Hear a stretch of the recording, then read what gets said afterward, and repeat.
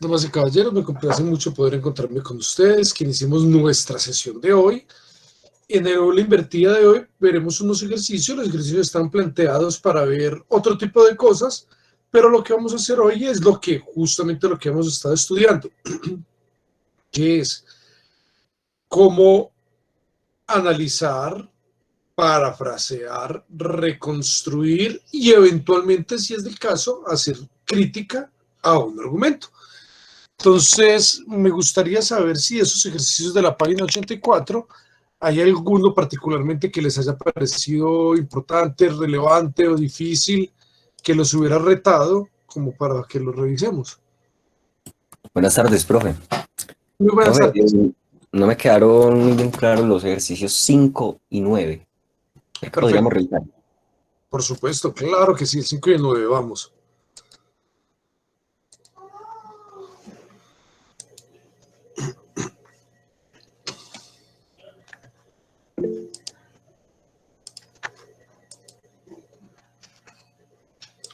Me piden el 2 también, entonces revisemos el 2, el 5 y el 9. Es este en el que hay duda, este que dice como lo muestra un espectroscopio. Este. Sí, profe, ese. Excelente, bueno, vamos a analizarlo. Como lo muestra un espectroscopio simple, incluso las estrellas con color emiten un espectro completo de tonalidades. Las estrellas que parecen rojizas simplemente ostentan un exceso de ese tono. No vemos estrellas verdes porque necesitaríamos que los extremos de los espectros violeta y rojo se anularan, de tal forma que solo la porción media, la verde, dominara. Y eso sencillamente no ocurre. Bueno, vamos a mirarlo, les leo una vez más para que miremos ahora. Esta primera era como para darle una observación general, pero vamos a ver en este instante palabras claves. ¿Qué palabras nos indican cosas? ¿Listo? Empecemos entonces. Si ustedes me van a ayudar para mirar de eso, cuando lo dividimos en partes más simples, cuando comenzamos a separarlo, cuando comenzamos a aislarlo, cuando comenzamos a hacer análisis, me van a ayudar también a saber cuáles son fundamentales y si de pronto hay algo que no sea fundamental, lo podemos dejar a un lado.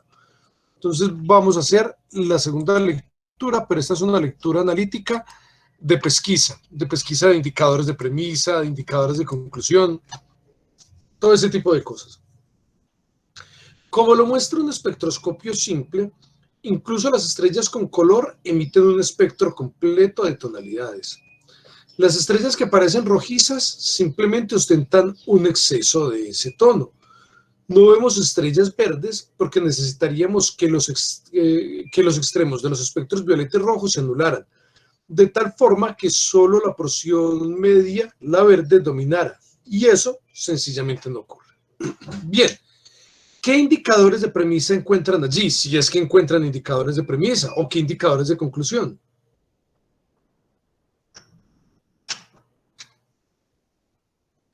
Los indicadores de premisa podrían ser el porqué que hay abajo, porque necesitaríamos que los extremos, y al principio que dice cómo lo muestra.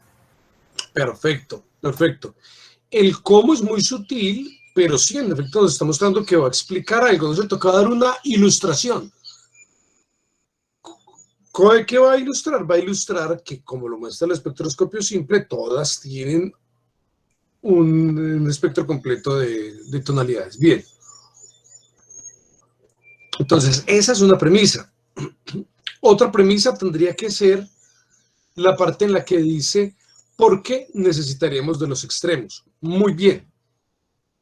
Y, por ejemplo, frases como incluso tal cosa, ¿qué sería eso? Cuando dice incluso tal cosa, ¿es una conclusión? ¿Es una premisa? ¿Es un adorno? ¿Qué dicen ustedes? Pues creo que podría contar como adorno en la medida de que podría estar indicando es una ejemplificación más que un argumento o una premisa, ¿no? Bueno, muchas veces los ejemplos en gran parte de los casos son premisas, ¿no es cierto? Hay ejemplos que si tú tienes toda la razón terminan siendo un adorno, hay ejemplos que nada más son como para rellenar, que no van al lugar específicamente. En este caso nos va a dar una especificación extra, nos va a aclarar con un ejemplo algo extra, nos está diciendo que en todos los casos, o sea, hasta en este caso, ocurre esto. Bien, entonces, si alguna persona dice que es una ilustración y que lo quiere dejar a un lado porque la ilustración no le parece muy preponderante, podría hacerlo. Si una persona me dice que esa ilustración le parece importante, excelente. Me parece que es una aclaración que puede ser relevante, pero como aclaración no podría ser ¿qué? Tiene que ser o premisa o conclusión, si es una aclaración. Sería una premisa. Correcto. Entonces, si ustedes lo incluyen en sus propios términos, si ustedes hacen un parafraseo, si lo van a incluir, tiene que ser como una de las premisas, ¿no es cierto? Una información extra. Entonces nos está dando, las estrellas con color, pasa esto. Un caso de eso. Bueno, este sí es más un ejemplo para ilustrar una especificación. Ese no es tan importante. Entonces, yo particularmente dejaría incluso las estrellas con color emiten un espectro de tonalidades. Hasta ahí lo dejaría, parafraseándolo. Pero el que sí me parece innecesario es el que dice las estrellas que parecen rojizas, porque ese es nada más un ejemplo adentro de la especificación. Entonces, si ya la especificación es supremamente general, pues el ejemplo no va a ser tan necesario. Nos están dando un caso del que está diciendo, ¿no es cierto?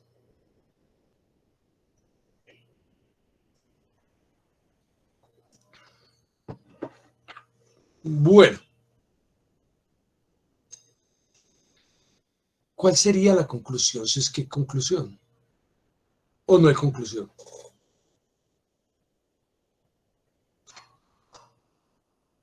¿Y qué me indica que es una conclusión?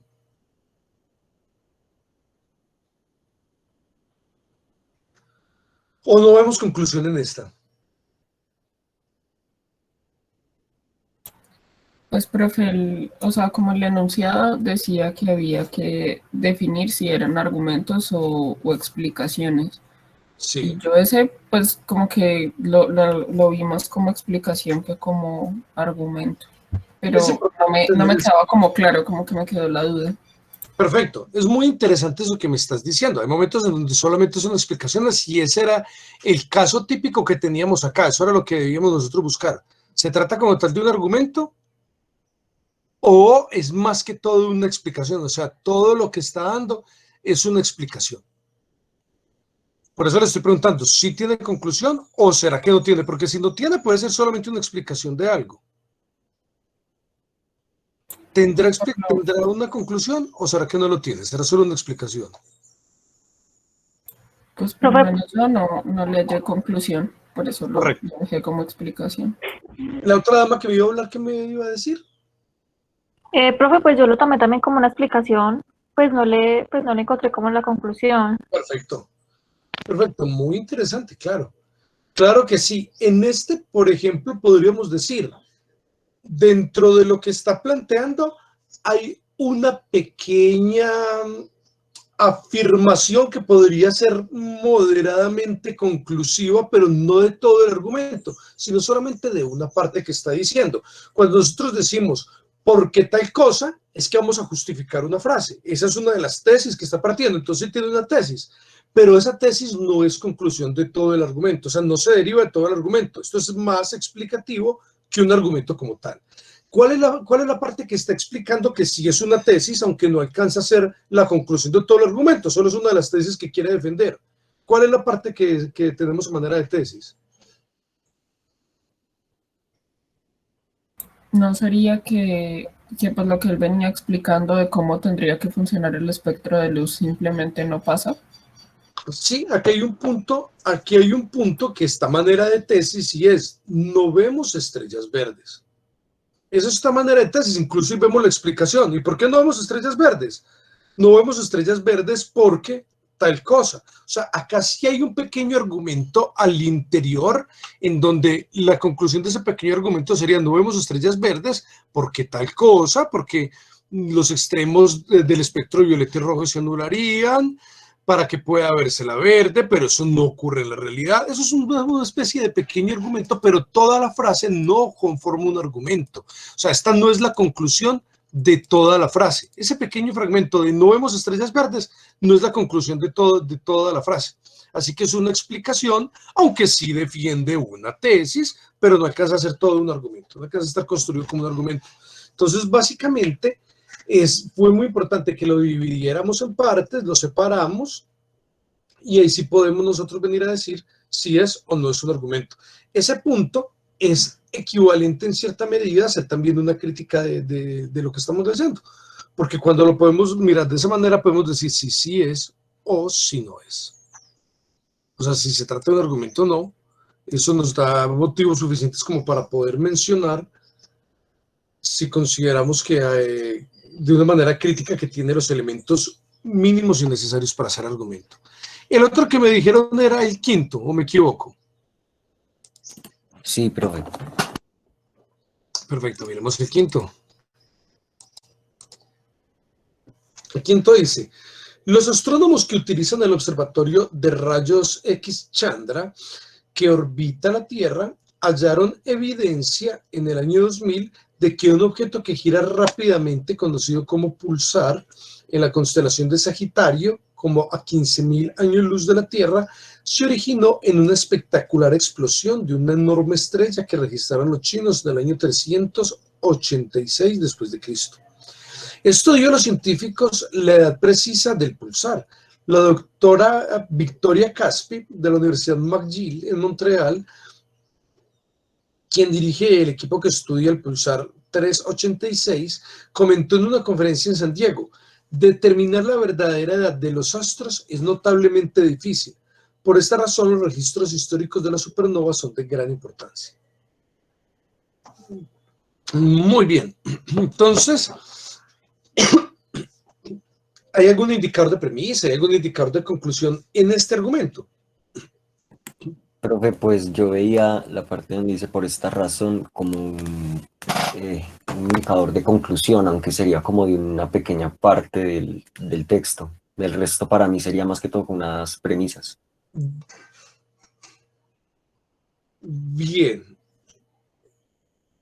Entonces tenemos los astrónomos que utilizan el observatorio de rayos X Chandra que orbita la Tierra hallaron evidencia en el año 2000 de que un objeto que gira rápidamente, conocido como pulsar, en la constelación de Sagitario, como a 15.000 años luz de la Tierra, se originó en una espectacular explosión de una enorme estrella que registraron los chinos en el año 386. Esto dio a los científicos la edad precisa del pulsar. La doctora Victoria Caspi, de la Universidad de McGill en Montreal, quien dirige el equipo que estudia el pulsar 386, comentó en una conferencia de San Diego: determinar la verdadera edad de los astros es notablemente difícil. Por esta razón, los registros históricos de las supernovas son de gran importancia. Muy bien. Entonces, lo que tú me estás diciendo lo estás extrayendo directamente de las palabras de ella, ¿no es cierto? Entonces ahí podrías tú determinar, por ejemplo, cuál es una afirmación y cuál es la que lo sustenta. O sea, podríamos encontrar una especie de argumento muy sencillo, pero en las frases de ella, ¿no es cierto? Eso es lo que me estás dando a entender, que solamente en las frases de la doctora Victoria Caspi encontramos ahí un pequeño argumento, algo así.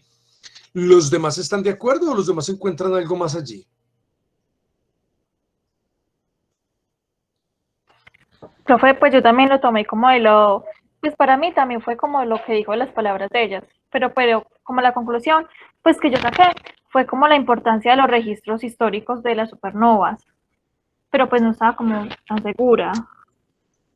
Claro, pero no sé quiénes me hablaron, porque no estoy viendo el texto. ¿Quién fue el caballero y quién fue la dama? Valentina. ¿Y el caballero? Andrés Felipe. Andrés, perfecto. Entonces, Andrés y Valentina están diciendo lo mismo. Nos están diciendo que la conclusión de esa frase es: Los registros históricos de las supernovas son de gran importancia. Es decir, la conclusión, es muy importante tener registros históricos de las supernovas. Pero ¿por qué nos están diciendo que, que esa es la conclusión? ¿Por qué afirman que esa es la conclusión? Profe, en mi caso, por el indicador, aparte de que, debido a que me están diciendo que es muy extraño saber, digamos, la edad precisa de algún astro, en este caso, Y el que indicador, es de importancia. cuando decimos por esta razón, ¿ese indicador es de premisa o es de conclusión? ¿De qué es? Pero ¿cómo funciona? Explíquenme cómo funciona, porque es bueno que analicemos cómo funciona. Analicemos, pongámosle sentido común o lógica o lo que podemos acá hacer resultarnos más útil. Por esta razón, ¿indica premisa o indica conclusión? Profe, pues yo digo que lo que está antes de es lo que está diciendo la razón y que esa vendría siendo la premisa, y lo que está después de la coma ya vendría siendo la conclusión. Perfecto. Entonces, si ya enumeró la razón, entonces la razón ya estuvo, ya la dio, ya antecedió, es la justificación, es la premisa. Es cierto lo que habían dicho los dos. Perfecto, es cierto. Simplemente que miráramos cómo funciona. Al decir, por esta razón, nos está mostrando que ya la explicó, ¿no es cierto? Denota que ya la enumeró, que ya la mencionó. ¿Cuál es la razón? La razón es que es muy difícil determinar la edad de los astros. Como es muy difícil determinarla, entonces resulta muy importante poder tener registros históricos de las supernovas. Resulta muy importante cuando se logra hacer, es algo importantísimo. Excelente. Entonces, muy cierto en eso que habíamos dicho. Ahora, en la frase inicial, allí hay algo que se justifica, están justificando algo, hay una conclusión, ¿o no? Yo digo que toda la primera parte del párrafo está más bien ejemplificando, no está dando como las razones, es simplemente un ejemplo de lo que se está justificando al final. Perfecto. ¿Quién me habló? Ana. Gracias, Ana. Excelente. ¿Quién más me quiere hablar? ¿Quién más me quiere contar? ¿Por qué otra persona había abierto el micrófono?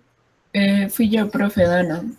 Pues sí, yo concuerdo con Ana María, o sea, yo también lo tomé como explicación, porque siento que, o sea, si bien los compañeros tienen razón en que en la frase de la científica pues da como una conclusión, en general todo el párrafo es más explicativo que argumentativo, me pareció a mí. Miren ustedes un detalle muy interesante. Si observamos bien, aunque es explicativo esta primera etapa, ¿no es cierto? ¿Qué es lo que está explicando? ¿Qué es lo que explica? Que es extrañísimo poder encontrar la edad de un astro. Eso es lo que, en este caso, poder encontrar específicamente de una pulsar, que fue una cosa eventual, porque había unos registros en China del 386, entonces si saben que tiene esos registros de 386 después de Cristo, y que por ejemplo está 15.000 años luz, entonces si se tardó 15.000 años en llegar y llegó en el 386, con eso pudieron calcular que la edad en la que ocurrió esto fue en el 386 habían pasado 15.000 años, entonces pudieron determinar cuál fue el punto de origen de esta pulsar. Fue una cosa interesantísima, pero todo esto que nos está dando es para mostrarnos lo escaso y lo difícil que es poder determinarlo. O sea, aunque es una explicación la primera parte, sí, pero una explicación ¿de qué? De la conclusión a la que llega la doctora Caspi, ¿o no? Sí, profe, pues ahí está argumentando lo de la conclusión. Claro. Está diciendo que gracias.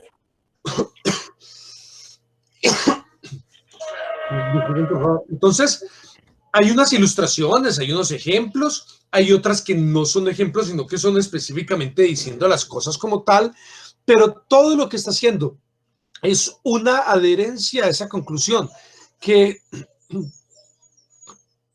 es de mucha importancia tener registros históricos, y todo lo anterior me ejemplifica la premisa. Todo lo anterior me lleva a concluir, a saber que la premisa que estábamos dando es una premisa que tiene sentido, que ahí es de mucha dificultad encontrar la edad de los astros, que es algo verdaderamente complicado.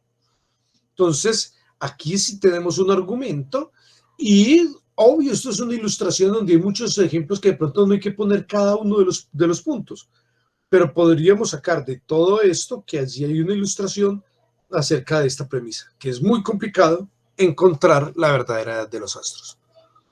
Y la otra que me dicen de la 9, ¿no es cierto? Sí, profe. Perfecto. Entonces miremos pues esta, si tiene conclusión o no tiene conclusión. ¿Listo? ¿Quién me quiere hacer la primera lectura? ¿Quién quiere hacer la primera lectura que nos corrobore? Si no lo ven, lo puedo poner más grande. Si lo están viendo, lo requieren un poco más grande.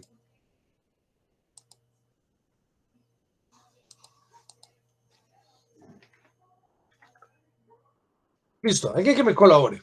Alguien que haga la primera lectura. ¿Por qué tan tímido? ¿Se les olvidó leer? Profe, pues todos los presidentes desde Herbert Hoover. ¿Podrías volver a mostrar, profe? Claro, Listo. ya, por supuesto. De Herbert Hoover hasta Jimmy Carter han donado sus archivos presidenciales al público. Únicamente Nixon demandó el pago de ellos. Durante años, los abogados de Nixon se opusieron a cualquier acceso público a las cintas por razones de privacidad. Es absurdo que ahora los herederos argumenten que deberían ser compensados por las cintas junto con los otros materiales, porque tal vez Nixon canjeó la evidencia que lo expulsó de la administración. Muy bien. Excelente. Vamos ahora entonces a hacer esta lectura pensando en dos cosas. Primero, si esto fuera un argumento clásico, vamos a suponer que sea un argumento clásico, tal vez sea solo una explicación, pero supongamos que es un argumento clásico, por la forma y la estructura que tiene este argumento, nos facilita algo muy interesante. ¿Sabe qué nos facilita? Nos facilita la posibilidad de decir qué proposición categórica hay acá. Entonces, esto nos facilita poder decir si es universal, si es particular, etc. Vamos entonces a analizarlo para saber cada premisa, si es universal, afirmativa, si es particular, afirmativa, si es universal, negativa, o sea, si es A, E, I, O. Eso es lo primero. Y lo segundo que vamos a tener en cuenta es universal afirmativa es A, universal negativa es E, particular afirmativa es I, particular negativa es O. Eso ya lo tenemos en los videos previos. Y el segundo punto, ¿qué indicadores tenemos? Entonces vamos a leerlo en clave de encontrar qué es lo que dice acá en un lenguaje lógico, un lenguaje proposicional. Todos los presidentes desde Herbert Hoover hasta Jimmy Carter han donado sus archivos presidenciales al público. Únicamente Nixon demandó el pago de ellos. Durante años, los abogados de Nixon se opusieron a cualquier acceso público a las cintas por razones de privacidad. Es absurdo que ahora los herederos argumenten que deberían ser compensados por las cintas junto con los otros materiales porque tal vez Nixon canjeó la evidencia que lo expulsó de la administración. Muy bien. Entonces, esta primera, todos los presidentes de Herbert Hoover hasta Jimmy Carter han donado sus archivos presidenciales al público. Esta primera sería una universal afirmativa, universal negativa, particular afirmativa, particular negativa. ¿Cómo lo ven ustedes? ¿Un universal afirmativo?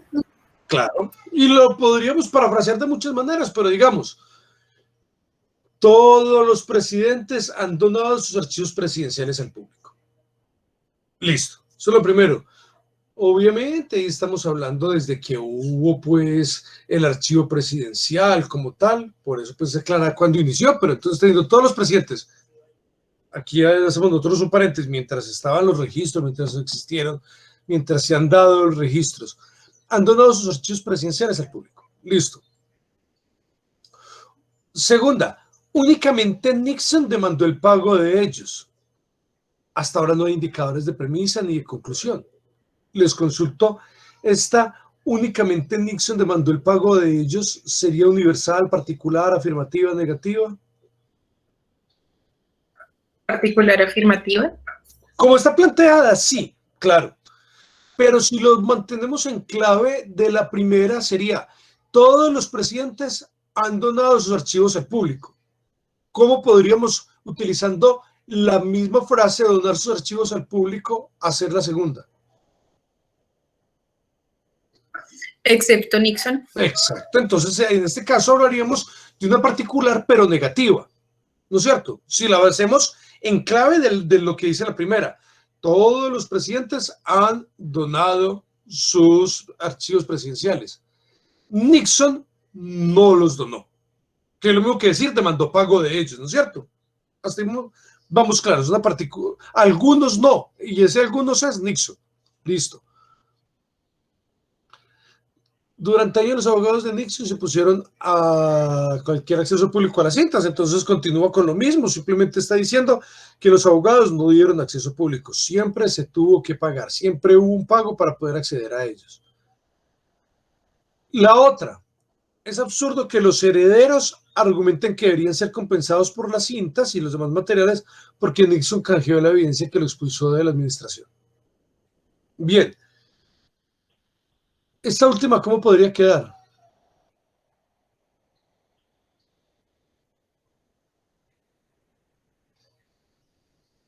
Podría quedar como no tiene sentido, no tiene fundamento que los herederos soliciten compensación.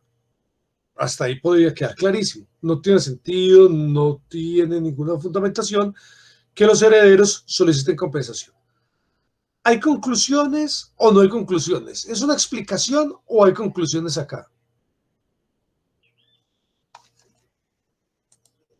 ¿Me quedé solo, chicos, o qué pasó? Profe, pues una conclusión podría ser lo de que es absurdo que los herederos soliciten compensación. Muchas gracias, Dana. ¿Y tiene justificación esto? ¿Se está justificando en el texto? Sí, profe, porque ahí dicen que ellos están argumentando que se les debería de pagar porque de pronto en esos archivos Nixon dio como las bases para que lo echaran. Bueno, muchísimas gracias. Miren que tiene toda la justificación del caso. Esa es la conclusión. Este sí tiene conclusión clarísima, ¿no es cierto? El segundo que vimos, no. El quinto, sí. Y este también es un argumento clarísimo. Nos están diciendo, todos los presidentes han donado sus archivos presidenciales. Algunos, en este caso Nixon, no lo donó, excepto Nixon, que lo mismo, algunos pocos Nixon no lo donaron. Por lo tanto, los herederos, no tiene sentido que los herederos soliciten compensación. Y es que no tiene sentido que soliciten compensación, ya que en efecto, por toda la información siempre hubo que pagar. Pues, o sea, ya está diciendo, siempre hubo que pagar, ¿por qué van a solicitar una compensación si ya hubo pago de promedio?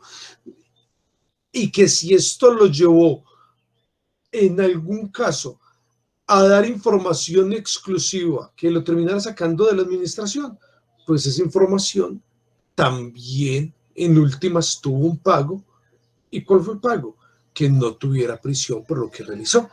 Entonces, bueno, ahí está, ya entro un poquito más en el contexto de lo que ocurrió con Nixon, pero tenemos una idea de lo que se trata. Si hay una conclusión, y es que los herederos no tienen derecho, y hay unas premisas. ¿Ustedes tienen una idea de cuál fue el caso Nixon? ¿Alguno de ustedes lo recuerda? ¿Tiene alguna idea de qué fue lo que ocurrió en este caso?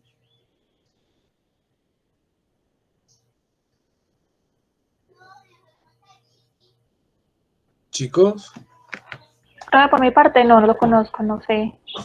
Perfecto. No, profe, nada. Les voy a contar. Estoy súper perdida. El escándalo más grande de la historia de las presidencias de Estados Unidos, hasta Bush, hasta Trump, hasta Trump, porque con Trump hubo 2 juicios, aunque salió victorioso de ambos, pero tuvo 2 juicios.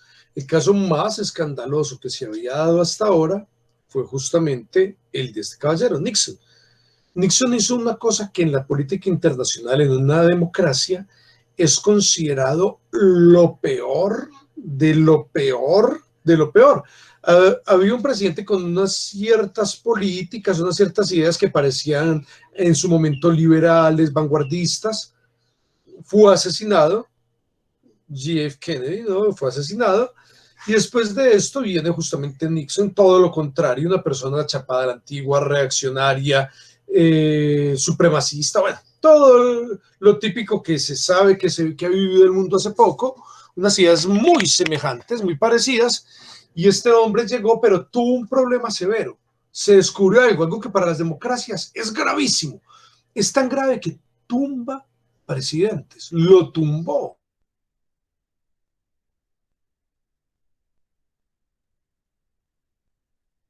Y que esa información privilegiada fue la que lo pudo haber salvado de no tener otro tipo de consecuencias penales. Aparte de todas las consecuencias que tuvo como funcionario público, no haber tenido consecuencias penales. Dar esa información privilegiada seguramente fue lo que le permitió comprar pues su libertad. ¿Qué fue lo que hizo? Algo inimaginable en un país desarrollado. Hizo una cosa bárbara en un país que sea civilizado. Tomó a los que consideraba enemigos del Estado, los interceptó de manera ilegal e hizo seguimiento, rastreo y grabación de todos los que consideró enemigos. Eso en un país civilizado es gravísimo. Esto tumba presidentes. Es una cosa gravísima. Fue el escándalo Watergate. Un escándalo gravísimo, o sea, de unas proporciones cósmicas de graves. Ahora, nosotros podemos imaginarnos algún país inexistente, algún país imaginario, ¿no es cierto? Alguna utopía o distopía más bien, alguna república bananera imaginaria y cafetera en la cual, por ejemplo, hubiera existido un presidente en que todo su sistema de investigación hubiera montado una política criminal de persecución, de registro, de seguimiento y de grabación de todos los que consideraba enemigos políticos. Esto en un país de verdad, en un país serio, tumba presidentes. Ahora, en un país imaginario no va a pasar eso, ¿no es cierto? Una república, una población que sea una república imaginaria o bananera, esto no va a pasar. Perfectamente la persona puede hacer eso sin consecuencias, sin tener ninguna dificultad. Y esa misma persona podría ser involucrada que durante su gobierno, por ejemplo, hubieran desaparecido 6.500 jóvenes que después fueron encontrados muertos, diciendo que fueron la mitad de los que acabó el ejército de ese país imaginario, siendo parte de una guerrilla, cuando eran jóvenes que sacaron de sus casas y los asesinaron. O podría pasar en esa república imaginaria, eventualmente, cosas así de graves como esas o como otras, como por ejemplo que se hubiera dado el fenómeno de desplazamiento humano más grande de toda la historia, el desplazamiento forzoso, violento más grande de toda la historia. Países vecinos petroleros imaginarios, vecinos de esta república imaginaria, tienen un problema semejante de desplazamiento, solo que el desplazamiento se da hacia otros países. En este país, como las fronteras no los dejaban cruzar, ninguno pudo salir del país, sino que tuvieron que salir de sus tierras desplazados, pero fue el desplazamiento masivo más grande de la historia de la humanidad. Con la única salvedad que no pudieron salir de su país porque en otros países estaban armados y no podían ingresar. Entonces fueron desplazados al interior de su propio terreno. Todo esto, un solo caso de estos daba para la destitución de Nixon. Cuando se dan cuenta que varias de las campañas de elecciones y de reelecciones de ese presidente imaginario y sus secuaces estuvieron involucrados con dineros de otras personas que luego se comprobaron que eran corruptos, no solo ha tumbado presidentes, sino que ha hecho que presidentes en países imaginarios vecinos como Perú se suiciden. Se han suicidado presidentes cuando se dieron cuenta que tenían nexos non santos con un patrimonio llegado de otro país imaginario que habla portugués del mismo continente. Y en este país, en este país imaginario, el hombre más rico les dio, junto con este grupo, le dio dinero a este caballero del que estamos hablando, junto a todos los que mandó a elegir él, les dio dinero para sus campañas presidenciales, y en este momento cada día es más rico el hombre más rico, y no hay ningún problema con todos los vínculos que hayan tenido con este tal Odebrecht imaginario. Entonces, una sola cosa de estas genera en una república moderadamente seria cárcel, suicidio de presidentes, los expulsan de la presidencia, pero naturalmente en una república imaginaria bananera no pasa nada. Entonces, más o menos eso fue lo que ocurrió en Watergate. Es decir, lo que aquí ha ocurrido en este país imaginario ha ocurrido de manera reiterada, que hace un año se descubrió que lo estaban haciendo nuevamente desde Catam, estaban allí a todas las personas de la oposición chuzándolas y todo lo demás, lo que tumbó a Nixon, una sola cosa de esas y que ha hecho que hasta presidentes se suiciden en una república imaginaria, eso no es nada, eso no vale nada, no importa de nada. Ese es más o menos el contexto. ¿Ya les queda un poco claro de qué se trató el problema de Watergate? Profe, pero no entiendo si, o sea, ¿a quién le vendió esa información para que lo liberaran si se supone que era un crimen que él tuviera esa información? Claro. Lo que están diciendo específicamente acá es, primero, los presidentes tienen unos archivos, ¿no es cierto? Unos archivos que se hacen públicos. Los archivos de él, en general, no los hizo públicos, sino que los vendió todos, ¿no es cierto? No estamos hablando de este en específico, sino cualquier tipo de archivo de su administración. Usualmente los hacían públicos, él no. Después de esto se volvieron a clasificar y todo lo demás. Él fue uno de los que ayudó para que esto se clasificara y no se hicieran públicos. Hoy en día los archivos de las agencias de inteligencia y de todo lo que responde archivos presidenciales suelen descodificarse unos años después. Hay como 20 o 30 años en los que deben quedar clasificados y después ya se liberan. Que eso es lo que ahora, por ejemplo, mucha gente está viendo de lo que pasaba en los 90 en Colombia, de acuerdo a los archivos que se están desclasificando. Bien, él fue el que comenzó con la idea de que esto estuviera clasificado, pero como en esa época la idea era que pudieran ser públicos, él cobraba por tener acceso a los archivos presidenciales normales. Pero el punto fue que cuando las personas, por ejemplo, se acogen a una sentencia anticipada, aceptan cargos, ese tipo de cosas, entonces, por llamémoslo así, una buena voluntad, se les puede dar también igualmente unos beneficios. Por ejemplo, quien confiesa en Estados Unidos normalmente, depende del estado, pero quien confiesa un asesinato, por lo general, no va a la pena capital, sino que le ponen muchísimos años, varias cadenas perpetuas, pero no le ponen como tal pena capital. Entonces, lo que se cree es que él canjeó evidencia privilegiada que lo implicaba a él y a muchas otras personas en este tipo de prácticas, con tal de que lo expulsaran, pero que no tuviera consecuencias al margen de eso, es decir, que no tuviera cárcel. Entonces, que dio una serie de información privilegiada que involucró a muchas personas de altos rangos para que se supiera exactamente quiénes estaban implicados en ello.